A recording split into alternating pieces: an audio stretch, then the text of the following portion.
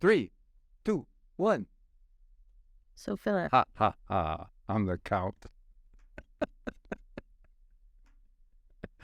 Sometimes I just don't know how I have made it this long. I Philip, you know that I have, like, extreme passion for all things British, which Well, I know. Well, say it with some passion then. I have a lot of passion for all things That British. kind of passion. Say it with some passion. Okay, I love the whole, like, British thing, and I always thought it was just because I read a lot of books growing up and all that stuff, but I recently found out that my grandfather, who I thought was from Sweden and then immigrated to England and immigrated to the U.S., he was actually born in Yorkshire, England. We've had a chance to visit England twice.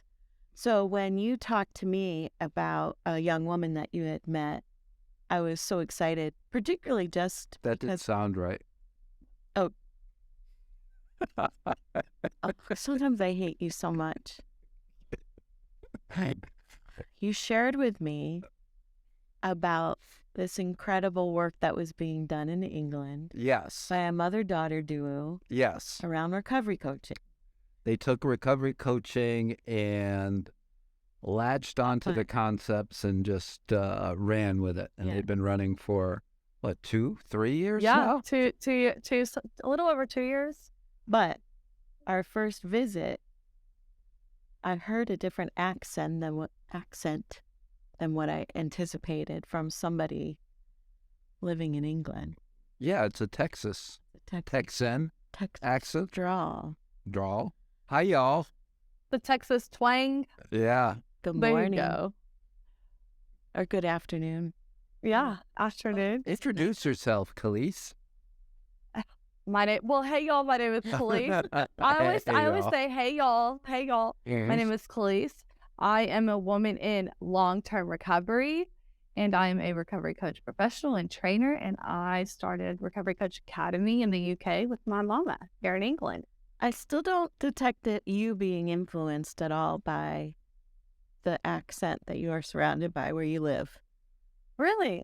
Some people say that I've lost my Texas accent, but I think that the y'all stays there always, and there's just certain words. I think too, whenever you talk to family, if I'm on the phone with my brother a lot, my mom says as soon as I get off the phone with him, she's like, "You sound like you have been in Hicktown." Like you.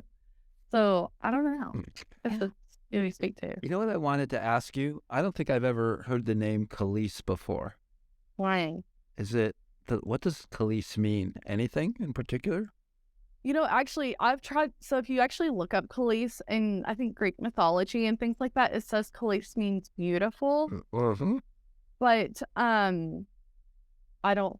Other than that, that's all I really know. My mom, the way because I've asked where my name came from, and she said that my Nana was working for a lawyer or something, and they would get mail from other lawyers in the area.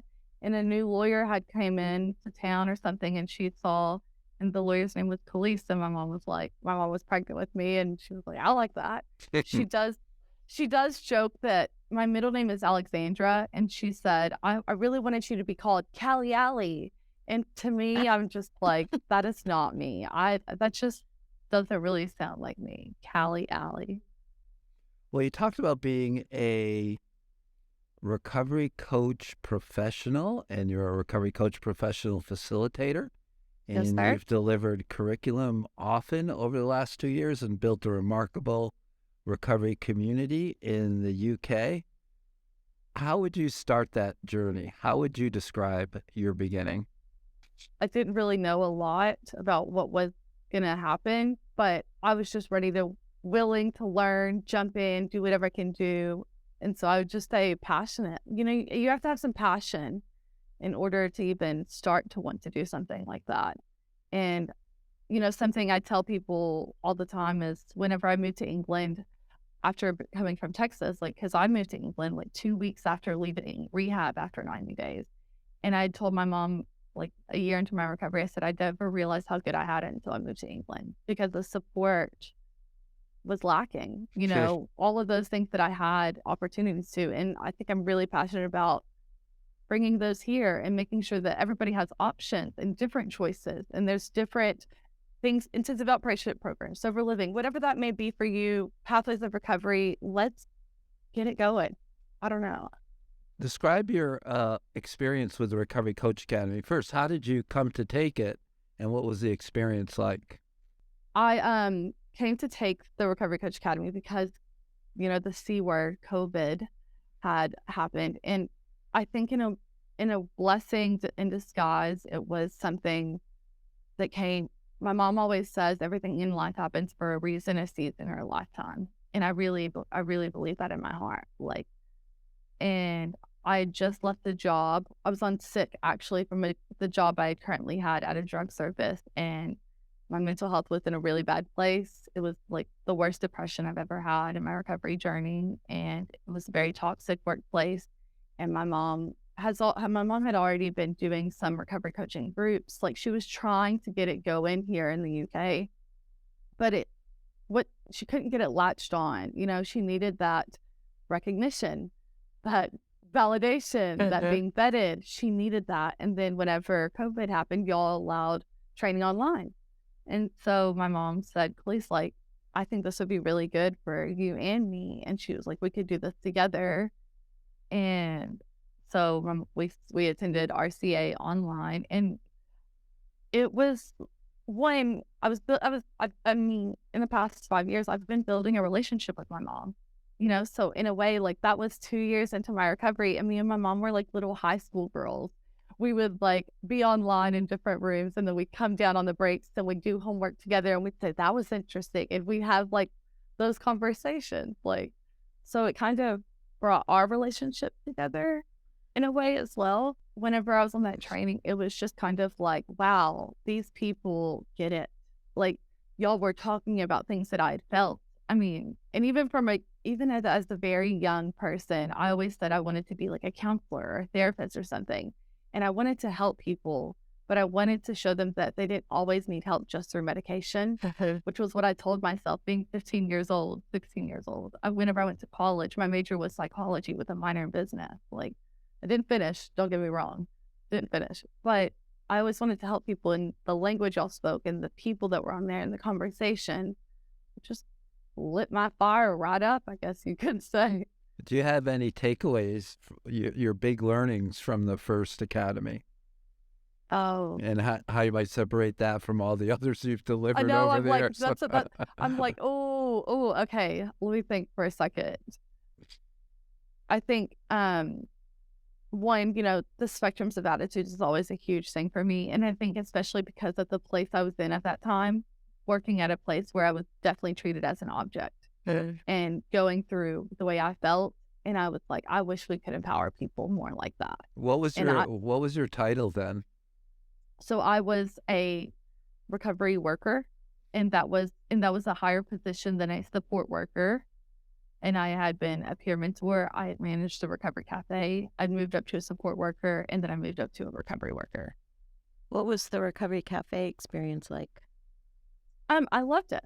Don't get me wrong. I loved it because I love people. I love community. I think that's why, we have a community that's part of our RCA training today. And we would run different groups, and I could help organize events and come up with ideas. We had everybody bring in art one time, and then I'd done the food, and I knew a guy who was blind and played guitar, and he was in recovery. And I said, do you want to come play at the event? And just really bringing people in from the community to get them involved. And I love that aspect of it. So what was your last profession in your addiction? Weren't you a bartender? Oh, yeah. Yeah, weren't you a good bartender? Oh, I was a really good bartender. I also while I was bartending, I was also a manager at a country club. I moved myself up through the country club industry. Those skills that you had then transferred to your role now and being a coach. Yeah. Oh, yeah, definitely. And our customer service experience, in Texas, my customer service builds with how I made my money. Mm-hmm. So I'm above and beyond. And if I don't have the answers, let me call somebody, let me figure out what I can do, let me accommodate. And that's what we do today in RCA. Mm-hmm. So took the RCA. One of the takeaways was that treating people like a resource, like they are the best resource on their own lives. We don't treat people like objects. And then you went to take on other training, Oh, and yeah. what came first? Did you train your first academy first, or did you get your recovery coach professional designation first? So, Phil, I feel like, wow, whenever you're asking me these questions, I don't feel like I felt like I've been doing what I'm doing for as long as I've been doing it. Vision. And so now I'm kind of, I think I delivered training before I got my RCP. Sure. But me and Mom, before we delivered our training, y'all, we practiced in our house. And because it was COVID, we had, my Nana on the couch, the dog, my son on the couch, my stepdad. I think my Nana has attended an RCA with us like 9 times. Is your son the youngest recovery coach ever? Oh my gosh, yes. And it's really funny actually, because at school he had said a couple weeks ago they had like a little break with school, and then he said somebody in his class was saying, "Oh, my dad was drinking all the time." He said, "Well, I told him his dad needs a recovery coach." Nice. Beautiful. That's cool. So he is definitely an advocate for recovery coaching. This is my perspective, is that we've always presented this opportunity to facilitate CCAR curriculum so people could generate a business, like the business of recovery, which is not a bad word. Business is not a bad word.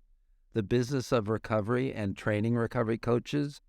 You two, and there's been a few others, but you two have modeled it and taken it to places we had always hoped somebody would do. What was that journey like for you? Why did it ring so deeply and so true for you? Well, I think my mom and I, we are both in recovery. We are a family in recovery. We are 4 generations under one roof. So that's right there a lot of experiences, that we have been through. And my mom does have a history in business, managing businesses and organizations and companies, whatever. I'm also, 25 years younger than my mom. So we are different age groups where we were able to bring all of that together. But it's also, we've both been through hard experiences, and we both have saw a lot of people that needed support, and we have stepped in and we have always tried to give that support. And so no matter what, we kind of like to say our RCA, when you attend training with us, it's a family. Like, we are a family. This is a family. Like, I talk to students all the time. I was just talking to one on the way to school. Like, they know they can call us. They know we're going to be there. And I think that that's like hard to find, and a lot of people aren't used to that. And so if we can be present with people, if we can pick up the phone, if we can help them with the DBS or whatever that may be, that's deep.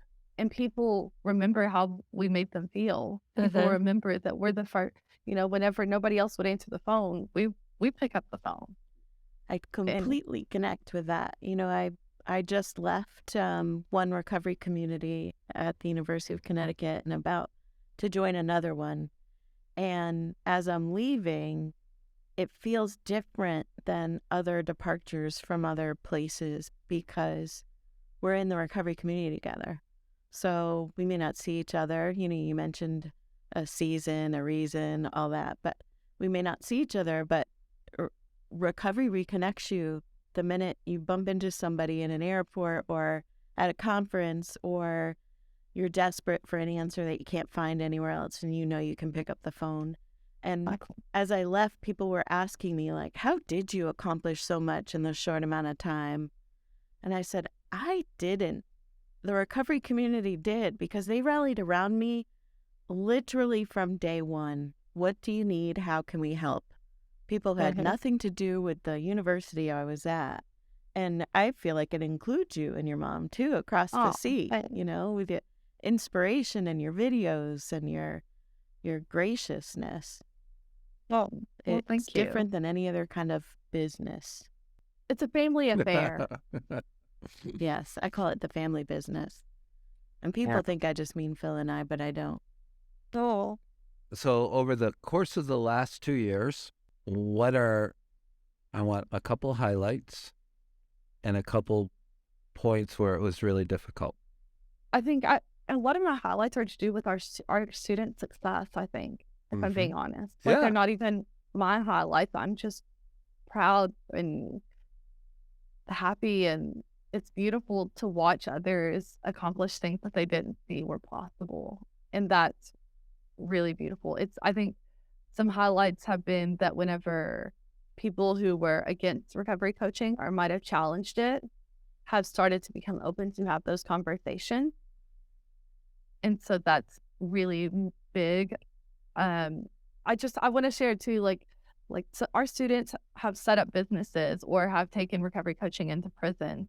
Our students have started recovery coaching in NHS, the hospitals and organizations. And I just want to say too, we talk about recently, I feel like I've been having a lot of conversations on how do we advocate for the role of a recovery coach and how do we protect the role of a recovery coach. We've met so many people that will support us and give us the information and guide us.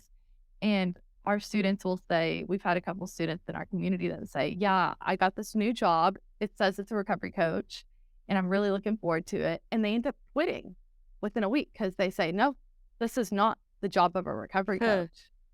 And I just think, I know that doesn't sound like a celebration or a highlight, but I'm just like, wow, how the power of them saying, actually, this isn't the role of a recovery coach. Let me tell you what a recovery coach is. What you're talking about is a completely different role, and that's not my lane. So they're not only learning, but they're educating others and they're staying in their lane. And these are all the things that are really important. Highlights. So we've got CPD accreditation. What's that? So What's that stand for? Continuing professional development. Gotcha. And that is what they use. They validate in the UK. So a lot of people are able to attend our training and then use that within their workplace or other accreditations they want to get. I guess, and the ICF, the International Coaching Federation, I hope I'm saying that correctly. They have recognized the CEUs and CPD accreditation from attending our training as well to apply for others who want to get ICF accreditation. So that's really big as well to see that RCA is being recognized as valid, that a quality training to give people the knowledge and skills. You put me on the spot with that one. Well, that's good. Well, let's go to the next part about when did it get tough? So, this is a family business. So whenever we work together and we live together and we all have a lot of passion and feelings and opinions, sometimes things can get a little bit sticky. But at the end of the day, I told my mom, I guess recently we've had some stuff that is challenging, just trying to protect the role of a recovery coach, trying to make sure, say that we are ethical. Something I do find really challenging is people don't believe that when people do training with us and they get their RCP and they say, look, I'm this, they are professionals. They are professionals. They work hard. They even reach out and ask for guidance. And I trust them. They are professionals. So whenever people discredit them or say they're just somebody in recovery and has a target on them, or they're not good enough, or because they didn't go through this other program or something, that's really hard for me. I have a lot of feelings. Like, I guess I'd say I'm an emotional person sometimes where I have to reel it back in, but it's sad because that goes back to treating people like resource, object, or recipient, like what you have to think good enough. And so you always say we trust people till they give us a reason not to. And I really believe in that wholeheartedly. So I think those are some things I find really difficult with our students not being looked at as professionals, our community members, whenever they bust their little booty. So how do you coach the student or the coach that is in that situation? What questions do you ask them? We provide support no matter what, but I think it's not necessarily the questions, but we kind of use that acronym, do what is right. That's something, and that's with respect, integrity, gratitude, honesty, and transparency. We always tell our students that as well. But what can we do to support you in that? And sometimes it's like, can you just have a conversation with these people? And me and my mom are always happy to accommodate. I think the more we have recovery coaches and recovery coach professionals, the more background it has. If the more people, I think it was like a year ago, one of our students was doing some stuff in the hospital or an organization, and a higher up organization said they wanted to buy him out, and then they would give him a job there. And they said that they were going to discard and discredit him and all, like, it was just really toxic. And he said, but if Neetha, you would have been there, and Calliese, you would have been there, and 10 of our other recovery coach professionals in that room, I don't think she would have spoken to me like that. So I think it's kind of rallying around and making sure we stay strong and unified, and we are professionals, and we act ethical, and we continue to do what is right. I would ask you about exploring the role of advocate, and that's what you were talking about. There's the role of advocate for recovery, for the recovery community, and for the recovery coach role. And also, as a recovery coach, we have to advocate for all of those. And we also have to advocate for the individual we serve, the recovery. And you're in the midst of it in a really, let's put it this way, you have fertile ground to really advocate for these issues. So if I would always be curious if a coach was in that situation where somebody said something so like blatant and obvious, well, how did the coach respond to that woman? This coach is he stands his ground, let's just say. So he's like, actually, and we sent him some resources. I think he sent to our website. He sent information, because I kind of find with when we talk about advocating for the role of recovery coach, it's a lot about education. People don't know what they don't know until they know it. So we might not agree, but I think there should always be room for a conversation. Do you ever find for you advocating, not having been born in England, do you find that might be a disadvantage sometimes? Yeah. Yeah. How do you meet the culture? I am a dual citizen, don't get me wrong, but my accent doesn't sound very British, I guess you would say. I've learned a lot. I have lots of questions. I am curious, but I'm a very curious person anyway. So tell me about that. Tell me. I think curiosity is how you meet the culture. Willingness and humility and empathy and compassion and being curious and hearing their experiences. Yeah. What's it like to be a young person in recovery in the UK? Challenging. In what ways? It's really interesting, because something I'd written like a year ago, whenever I do like a lot of reflective practice. I love a reflective practice and a brain dump.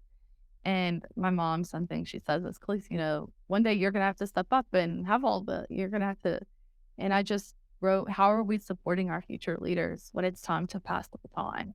And will I be ready to take that baton whenever she hands it over? I don't feel like young people are recognized. I feel like there is a bias due to my age. I can tell you, and I've experienced it. I've really wholeheartedly experienced it. Whenever I was a board member, I currently am a board member for Favor UK, and I remember that I'd said, how is Favor UK saying that they are the faces and voices of Recovery UK whenever the board doesn't really show that? Where's the young people? Where's the people with disability? Where's the family members? Where's different race, ethnicity, whatever. And so I was offered to attend a board meeting, sit on a couple, and then I was asked if I wanted to join the board. So I applied, and I did stuff, but I really didn't feel like I was taken seriously. And then one recovery month, I planned like 30 virtual events. Some of you, as y'all, I think I had asked y'all both to come. 30 virtual events. I did all of the work, set up the event, right? The Facebook events, the Zoom links. I did it all, the marketing, everything. And like we had reached over like 50,000 people from those events. And I had the proof, the stats, I did everything. Then all of a sudden the world was like, oh, wow. But prior to the 7 months before that, I think not enough credit is given to young people for having navigated their disease, right? Like, you can take all that skill that you learn to secure your drugs, evade consequences. You can turn all that history and skill for good. Like, yeah.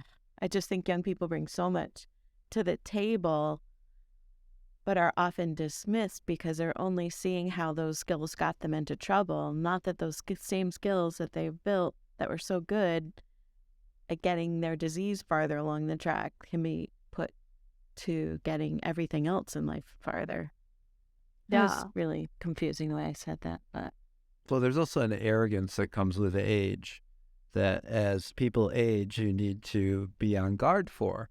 And I'm just speaking as an older gentleman that, you know, I have all this experience. I know,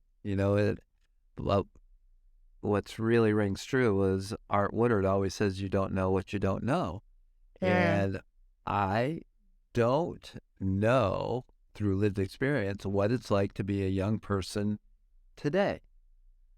So one of the big factors in helping me was raising 5 kids that are young people today. So they have contributed so much to my life. It's a two-way street, right? Understanding of their sense of adventure, what they know, how the role of social media, the digital world, and how they navigate the information explosion that's at everyone's fingertips and the stress of that. So I like to think that I'm very open to young people joining CCAR as employees, as recoveries, as coaches. I mean, I think I've told you there was last year around in January, I walked into a room and said, hey, I celebrated 23 years at CCAR. And this young woman goes, well, that we just hired. She goes, I'm 23. And I went, I went, oh no, that just happened.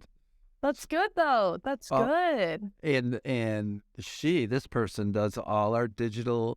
She's one of our digital communications managers, and skill level is incredible, and knowledge and work ethic and everything. So yeah, we're in real trouble how we get away from young people in our life. Oh, I know. I think we have a lot to learn from young people. We just have to be willing to listen and be curious and hear them because, I mean... Well, sometimes too, young people, I've run across this, don't think the older generation has anything to offer either. Like, what do you guys know? You're like washed up over the hill. Why don't you go fishing, Phil, and just leave us alone? We'll take care of it. Why don't you go fishing, Phil? So again, you found that challenging, and you gave one example that it's like you had to do this incredible body of work to be taken seriously. And do you think that has to do with your age? Does it have to do with your gender at all? Oh, well, you're bringing in gender too. I definitely think gender plays a role in it as well. I definitely think in my recovery, I've learned to advocate for myself, to speak up for myself, because for so long I didn't say anything.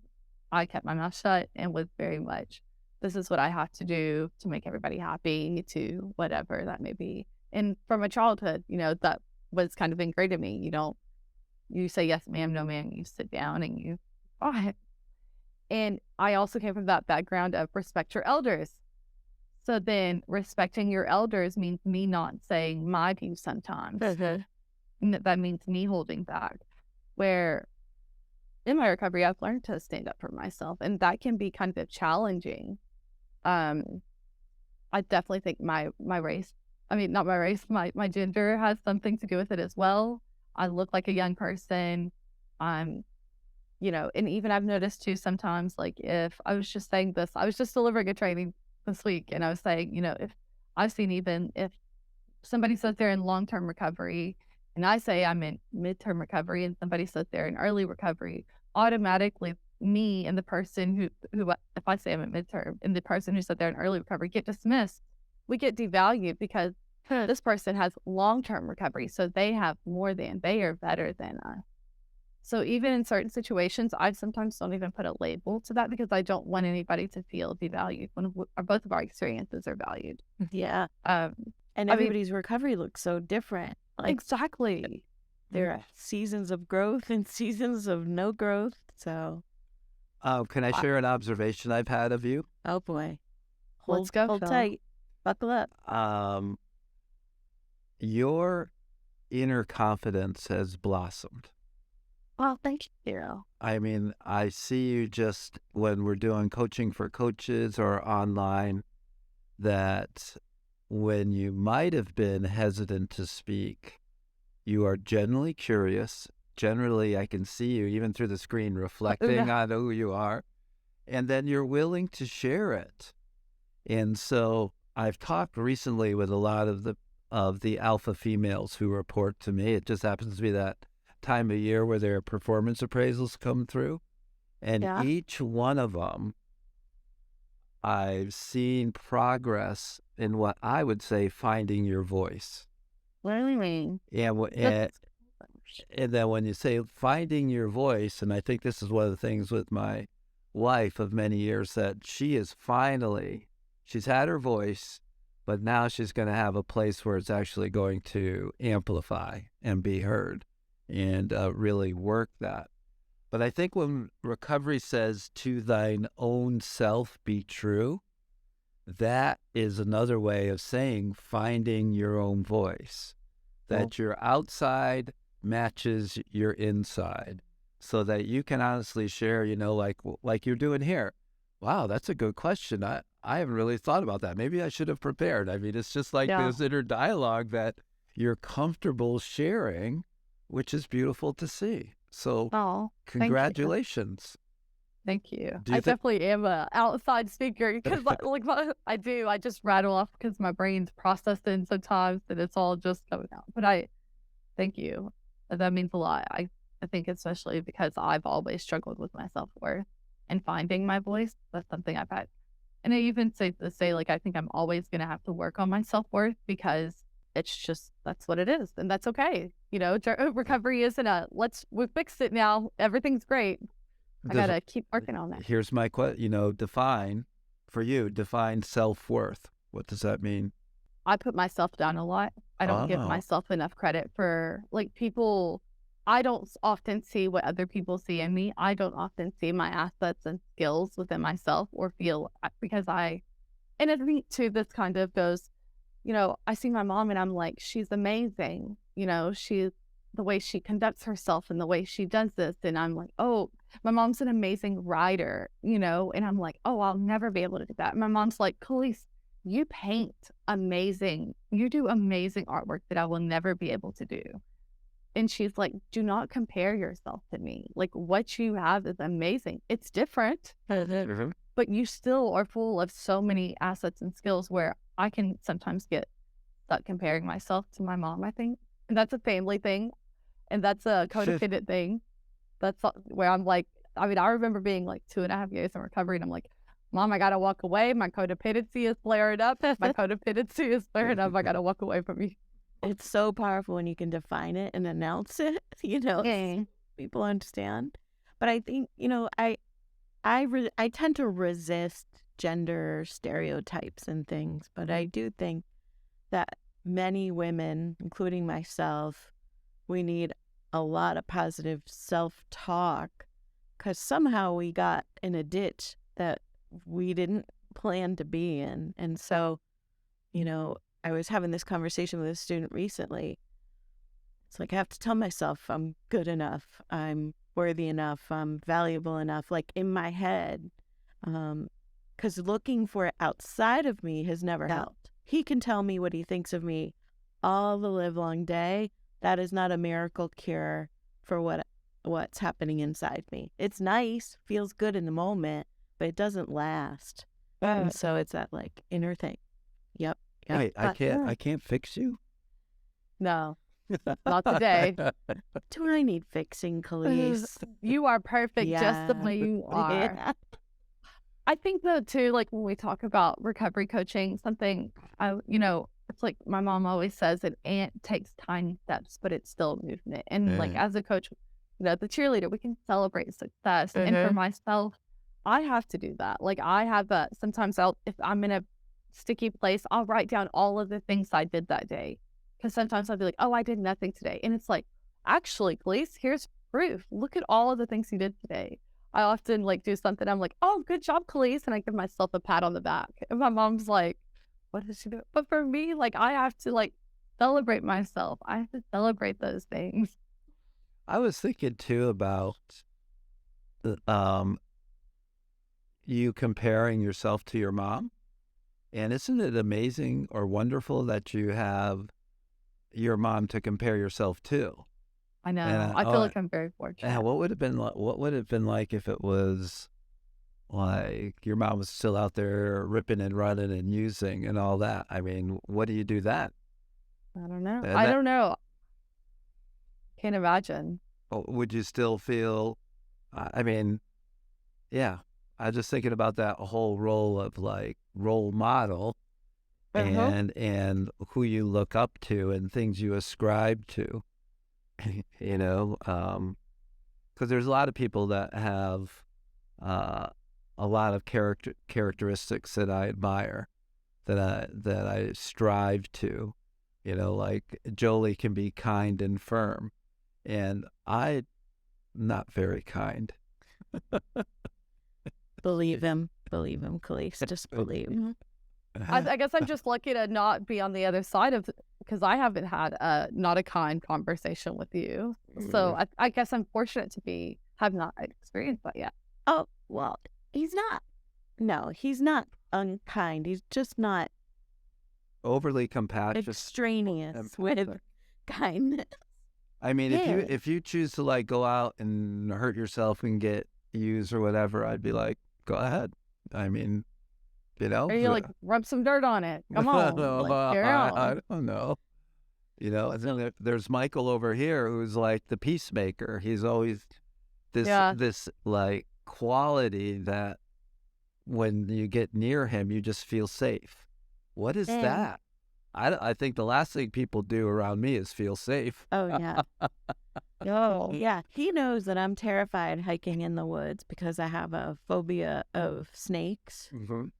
And he does nothing to help me with that when I'm walking in the woods. No. What am I supposed to do? He's supposed to shake him out and not tell me if he sees one. He's not supposed to go off trailing where you're more likely to run into them. But anyway, I want to turn a little bit before we wrap today. Take your own hike. Is to talk about you as a mom. And so, you've talked about the multi-generations, but what is this whole process of relocating to the UK and starting this work, and then how that impacts, being a mom? So, one, I think, part of my recovery journey was learning how to be a parent. Mm-hmm. I don't think I had the best role models, I guess you could say, when it came to parenting. And so my mom, I tell you, like, my mom's always there. Like, she plays a huge part in my life, but she had taught me how to be a parent. I actually attended like parenting classes, like things like that as well. And just, my mom was stern. She needed to be stern with me, and she'd say, if you say you're going to be here, be here. That doesn't mean be here and sit on your phone. That means you're here and you're present. And because she was like, this little boy needs stability. He needs stability, and you need, like, if you can't do that, then either be here 100 or don't be here at all. It's been a learning process. I think I always say too, like, bring up recovery coaching again. We talk about the skills and stuff taught in recovery coaching can play a role in our whole life. And I think recovery coaching has made me a better parent, if I'm being honest. I'll give you a really good example. I have date night with my son every Saturday, and last Saturday we were playing a game, and he lost, and I said, "Do you want me to help you? Like, do you want me to?" So we played again, and I was like, "Oh, you could try this to this," and then he lost, and he seemed really angry. I said, "You said you wanted my help. I have helped you, yet you still seem to be angry. Can you please help me understand?" And he was like, "Well, Mom, you just get really excited and you were like, oh, I would do this." And you were just like, because I do get excited, don't get me wrong. And he says, "What I really want you to do is maybe give me a couple options of things I could do rather than just telling me what you would do and getting Ooh. excited." What's And I his was just name? I'm like, in love. we call him P. And that's just, I swear, just things like that, like, have changed the way that I speak with him. And, even and that situations like that come up all the time. Uh-huh. I think because of my own childhood, like, I always say, like, I wanted to be very active in his life and do all of those things. I actually just went to last week. They had the thing where the parents could come to the class for like 2.5 hours and sit in class and do everything. And I was like, I've never been to a UK school before. I'm going to school. And like, he just, whenever I'm present, like, our relationship is stronger. And I think being, I was like 2 years into recovery or something whenever my mom let me take him out for the first time by myself. I got to take him on a bus and go get ice cream and things like that. But I used to cry and like, because I was told I was a bad mom for so long, like being told I was a bad mom because of my active addiction. And like, I used to cry in early recovery and be like, I just want to be a better parent. I've always loved my son. It was just, I was not in the best place. Like, I wasn't well, and I couldn't even be there. But I also knew that my active addiction wasn't healthy. And so I had let my Nana take care of him and I had let my mom take care of him, whatever, because I want the best for him. I just knew I couldn't do all that he needed at that time. That's so much like the stigma that you just described of being told you are a bad mom. If you were in cancer treatment in the hospital for 6 months and completely not there, nobody would ever lay that on you. Yeah. And I think it's too, like, it doesn't go away. Like, I know I'm a good mom, but I know I'm present now. I do all the right things, but I'll never forget that year of crying and praying or whatever and just being like, I want to be better. And I think too, Phil, you always say we teach what we best need to know. And at the end of last year, I was delivering an RCA and we were talking about the stages of recovery. And it was like, the outer world starts matching the inner world and relationships based on love versus need. And I just was, I don't know, something in that training just really thanked that day. And I was like, we think about connectedness and then integration and all of these things, but what used to be fun with my son 3 years ago is like different than what it is now. And we, rather than watching a movie, we'll do a puzzle and we talk and we just, I don't know, it's deep. And I was kind of, I don't know, it's different. And I think I was like, I think I'm growing a little here. I think I'm in this phase of growth right now because just delivering that session and thinking about, and then it made me even think about relationships I've in my life. Like, why does this not feel good right now? And it's like I said on that coaching for coaches, like, I think I'm gaining clarity on what I value, what I want in my life, where the things I thought I needed were not necessarily what it's the cup of tea anymore. Yeah, the next one on coaching for coaches that I just ran that I found fascinating, and I got tripped up a few times, which teach best what you most need to learn, right? So it's about the role of lifestyle consultants. And, we're going to explore, so I'll give you a little heads up, but what do we mean by lifestyle? And that's what you were talking about with your values, how, what is the style of life I want to lead, basically. Yeah.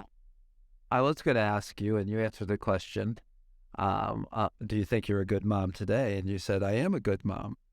And when I was delivering all the kids were younger, I would put this in my presentation just to remind myself that there is no such thing as quality time, because a lot of parents that are super active think that they'll have quality time with their kids.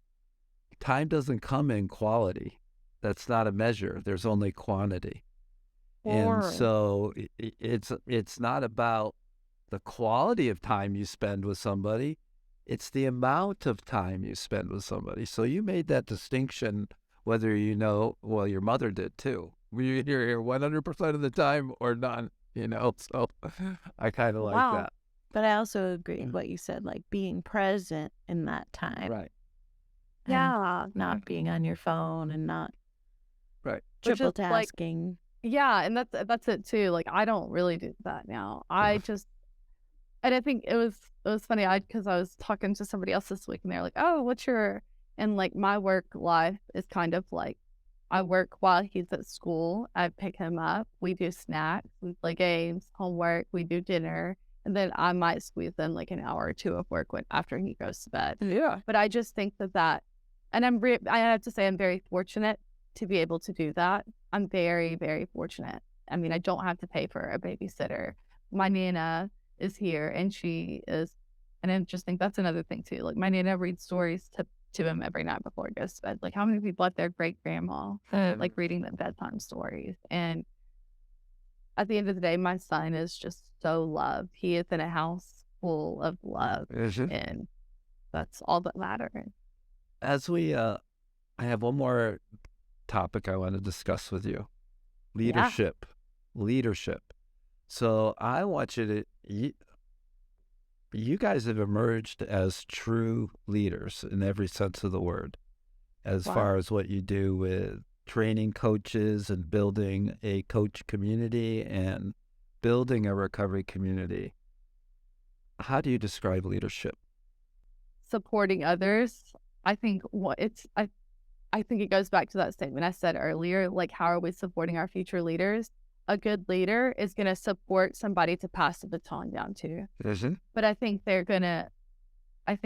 sometimes I see people who are leaders, quotation leaders, but it doesn't feel right. And I think that the way we make people feel while we're empowering them and supporting them to, take on their leadership is really important.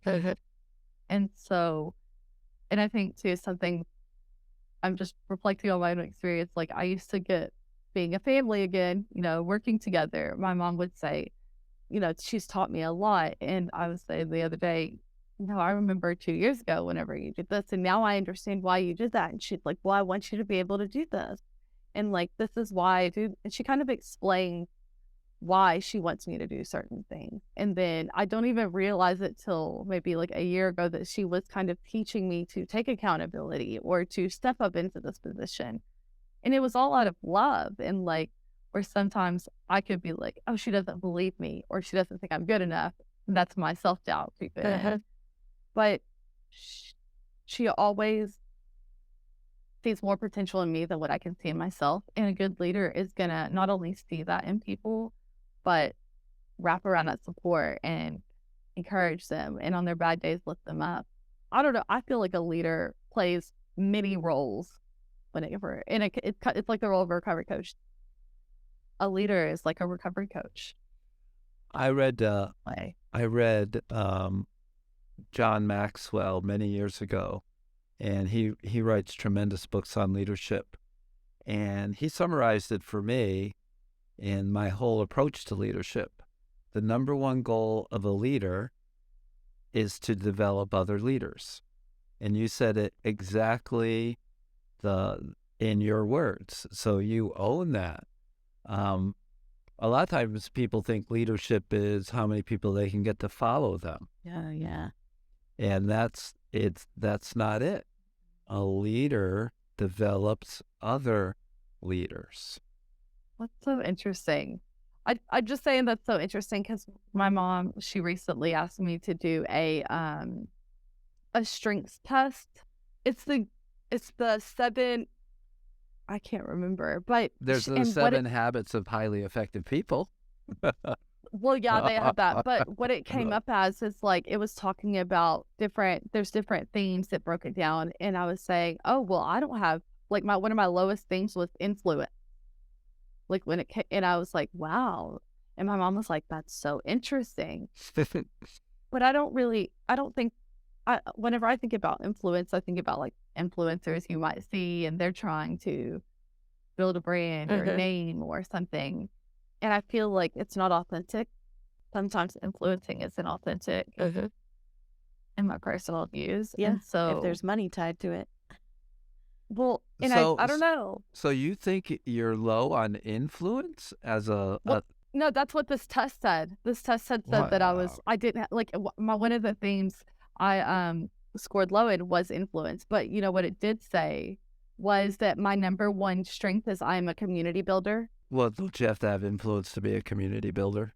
No, I focus on building relationship. Well, That doesn't mean I'm influencing other people's views, beliefs, or anything like that. so you know what I think maybe we have different view on the term influence. How do you define influence? Exactly. Thank you. You learned well, Grasshopper. Eh, So I would define influence as authenticity, and that people are attracted to the message you are conveying. They're attracted to the person you've become. And so they see something in that person that they want to have or be like. And that to me is a very quiet, warm influence. It's not me, and other people see it more aggressively or assertively, that I'm trying to get you to buy a car, and I'm going to influence you to buy a car. That's not how I see it. I see it's just an attraction of that human being. well, what's the difference between your definition of influence and inspiration? Inspiration is when you have a wonderful sense of humor and a huge cadre of dad joke. Gosh. I think might be right. That's inspiring, though. So you're starting to lean forward and like doing your thing. Like where do you have to go pick up Mary soon? Oh, no, I'm just Just like our definition of inspiration. It's something that creates momentum in others. I see inspire, right, is in closely tied in with enthusiasm and motivation. That the message you're delivering motivates me, enthusiasm. I love that my sponsor always talked about enthusiasm. The root means to be with God. So in some ways it's spirit-led, so that other people can tap into that spirit and be inspired or influenced by the spirit as well. I think there's a spiritual nature to it, or energy. I feel like like whenever you what you just described with the influence, I feel like I see people, or that just relates to inspiration, where I have passion and I have Art Woodard has that quote where he said, when you have passion and power, when you have passion and purpose and power, oh, I can't remember how it goes, but he talks about passion, purpose, and power. And that's like, wow, this is achievable. This inspires me. Ooh, I really align with this. It motivates me to want to take action. But that I wouldn't necessarily call that influence. Call that inspiration. Well, I would call it Different influence. strokes for different folks. Different strokes for different. Phil's always. But I think the way that your business has grown and people are attracted to your style of training, your style of coaching recovery, means that you do have influence. But I think people are attracted to authenticity. Okay. We're just I don't batting know. around the same words. So I guess so. I think, you know what? You're going to make me go research now. I'm going to go down a rabbit hole. Toss out that test. Just shred Okay. it. Toss out the test. Toss out the test. yeah. Well, You've thank you. influenced me. What was it Thank like? y'all. Like a Facebook test or something? No, I'm sure it was official. No. Oh my gosh, not like the How's old the Cosmopolitan So, God's football. is there anything you'd like to close with, Calliese? Anything you haven't mentioned about recovery? Anything you want people to know? You know what? Actually, I just painted a new sign that's going to be going in my office, and it says, I said it the other day to my son. I said, be kind and continue. And I was like, oh, I really like that, because whenever stuff flares up, it might be a little challenging. Other situations challenging me. Please be kind, but continue. My latest one came from Matthew McConaughey talking to his son. It's like, be with great people and do cool things. Oh, I like that too. Yeah. So that's a great way. That's a great way to end this. Be with great people and do cool things. Awesome. And gotcha. see you on the flippy. Thank you, Calliese. Thank you, You're Calliese. wonderful. Thank y'all. Bye. Bye. Bye.